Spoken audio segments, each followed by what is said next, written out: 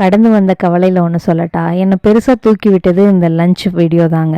ஆனால் இந்த வீடியோ போடுறதுனாலே நான் ஒரு சில ஆளு இருப்பாங்களே நம்மளை சுற்றி இருக்கிறவங்க, இதுக்கு என்ன தின்னுட்டு நல்லா ஜாலியாக வீடியோ போட்டுட்ருக்குது, என்னம்மா கவலையா இந்த பிள்ளைக்கெல்லாம் அப்படின்னு சொல்லி ஒரு மாதிரி ஜட்ஜ்மெண்டெல்லாம் பேசுனாங்க. இதை நினச்சி வீடியோலாம் போடாமல் இருந்திருக்கேன். சரி அப்படின்னு எனக்கு ஒரு ஜாப் ஆப்பர்ச்சுனிட்டி வந்து நான் வேலைக்கு போயிட்டு இருந்தேன்.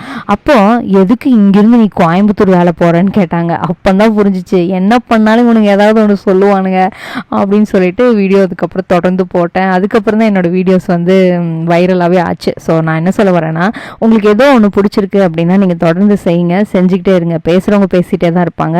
ஒரு தடவைக்கு 2 தடவை நம்ம சரியாக செய்கிறோமான்னு உங்களை நீங்களே கேட்டுக்கோங்க. அது மட்டும் போதும். நேற்று வச்ச பாவக்காய் குழம்பு மிச்சம் இருந்ததுனால அதவே சூடு பண்ணி லஞ்சுக்கு கூட வந்து நல்ல ஒரு 2 ஃபுல் பாயில். சாணியாக்கு முட்டை வேணுமாம்மா, எப்படி அடமாக கேட்குறா பாருங்க.